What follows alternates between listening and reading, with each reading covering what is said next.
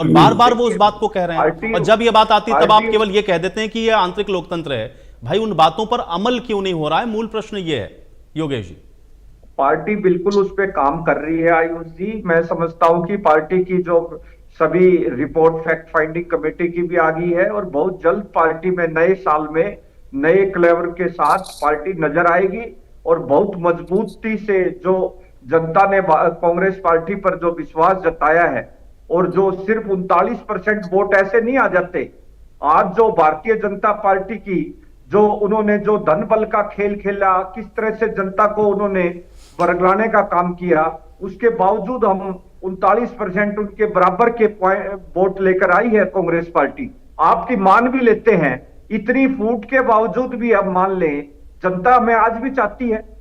तो देखिए, हम जनता के हर मुद्दे को उठा रहे हैं, नहीं, जनता से जुड़ी हुई जनता अगर आपको चाह रही और ये सेटिस्फैक्ट्री अगर होता तो मुझे लगता है कि आपके इतने सीनियर लीडर तो ये बात कहते ही नहीं। फिर तो वो कहते ठीक है चलिए अगली बार और मेहनत कर लेंगे।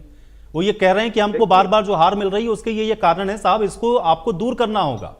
नेताओं की गुटबाजी अगर खत्म नहीं होगी, एक प्लेटफॉर्म पे आप नहीं आएंगे, आप नहीं लड़ पाएंगे। उन्होंने हालिया निकाय चुनाव को भी लेकर के कहा कि भाई निकाय चुनाव में आपको जाना है, आपको इसका महत्व समझना होगा, लेकिन आप अभी उस दिशा में बढ़ नहीं रहे हैं।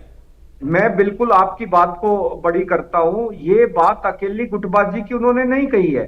उन्होंने जो भारतीय जनता पार्टी का जिस तरह का उनका माइक्रो मैनेजमेंट रहा, उसको समझने की आवश्यकता है। माइक्रो मैनेजमेंट क्या किया इन्होंने एक देश में, क्योंकि यहां हरियाणा में हिंदू मुसलमान नहीं चल सकता था, इन्हें मालूम था। यहां उन्होंने जाट वर्सेस अनदर करने में वो कामयाब रहे, क्योंकि ये जातिगत पॉलिटिक्स करते हैं। उन्होंने कहा है कि ब्राह्मण को साथ लीजिए, बीसी को साथ लीजिए। तो ये जो भ्रम फैलाया भारतीय जनता पार्टी ने, हर पार्टी में आपके यहाँ दलित नेता नहीं है या आप उनको दलित नेता नहीं मानते हैं? हर जगह इस तरह की स्थितियां और सारी पार्टियों के अंदर इस तरह के तमाम प्रकोष्ठ होते हैं। मैं उस विषय में जाता भी नहीं। मैं तो ये कह रहा हूं कि संगठन नहीं, मुझे बात बताइए ना, माइक्रो मैनेजमेंट का आपने जिक्र किया। मैं उसी बात नहीं योगेश जी, अरे भाई जाति पाति की राजनीति हम नहीं करते, वो नहीं करते, ये कहना बड़ा अच्छा लगता है, सब करते हैं, सब करते हैं, इससे अलग आइए। मैं ये कह रहा हूं अगर आपने माइक्रो मैनेजमेंट की भी बात की, योगेश जी मेरा प्रश्न सुनिए, आपने माइक्रो मैनेजमेंट की बात की, मैं उसी पर आ रहा हूं। मैं ये कह रहा हूं कि माइक्रो मैनेजमेंट अगर उन्होंने किया, आप उस मैनेजमेंट को इसलिए नहीं कर पाए क्योंकि आपके पास संगठन नहीं था, और संगठन आप बना नहीं पा रहे हैं। यही तो दर्द है ना भाई सीनियर नेताओं का आपके, और संगठन आपका बना नहीं, इसमें भारतीय जनता पार्टी कैसे जिम्मेदार है?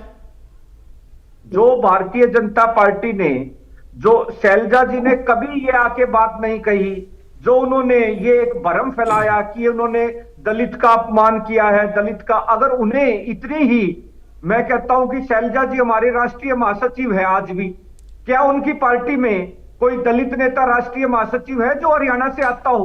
क्या उनकी पार्टी में किसी दलित नेता के साथ उन्होंने जो कृष्ण लाल पवार की सीट खाली हुई? यही तो मैं कह रहा हूं योगेश जी, अभी आप इतना दलित, आप बार बार दलित शब्द पर इतना जो फोकस कर रहे हैं, फिर आप ये कहते हैं कि आप जाति पाति की राजनीति भी नहीं करते। ये तो शीशे की तरह साफ है ना भाई, ये तो आप खुद कह रहे हैं यहां पर बैठ के। इसीलिए मैंने कहा भाई ये पॉलिटिक्स सारी पार्टियों में, मैं सिर्फ आपको नहीं कह रहा हूं, वो सारी पार्टियों में। भाई आप कहते भले रहिए कि नहीं इससे हमारा कोई लेना देना नहीं, लेकिन मूल प्रश्न पर फिर आइए। मैं ये कह रहा हूं अगर मैनेजमेंट अच्छा है भारतीय जनता पार्टी का, तो आप बताइए संगठन आपके पास क्यों नहीं है? मैंने इसमें भारतीय जनता पार्टी जिम्मेदार है, आपका संगठन नहीं बन पाया। संगठन कांग्रेस पार्टी का सत्ता में आना कोई उद्देश्य नहीं है। कांग्रेस पार्टी का उद्देश्य है जनता के बीच में रहना, जनता की। लेकिन विपक्ष के तौर पर भी भाई नेता प्रतिपक्ष तो बना लीजिए आप, अगर आपको सत्ता में नहीं आना है। प्रतिपक्ष में तो है, नेता प्रतिपक्ष नहीं बना पाए, भी बनेगा। और हमें चलिए, चुनाव के बाद से मैं सुन रहा हूं, अब तो नया साल भी आ गया, अब तो नया साल भी आ गया, आज नए साल का दूसरा दिन भी आ गया, और आप अभी भी उसी पर हैं कि हम बनाएंगे, जल्द बनाएंगे। हम देखते हैं ये कब बनता है। बेनीवाल जी कैसे देखते हैं? अब तो सीनियर लीडर बार बार कांग्रेस पार्टी के कह रहे हैं, बहुत ये लंबी फेहरिस्त होती हुई अब दिख रही है। कुलदीप शर्मा जी भी इसी बात को कहते हुए नजर आए।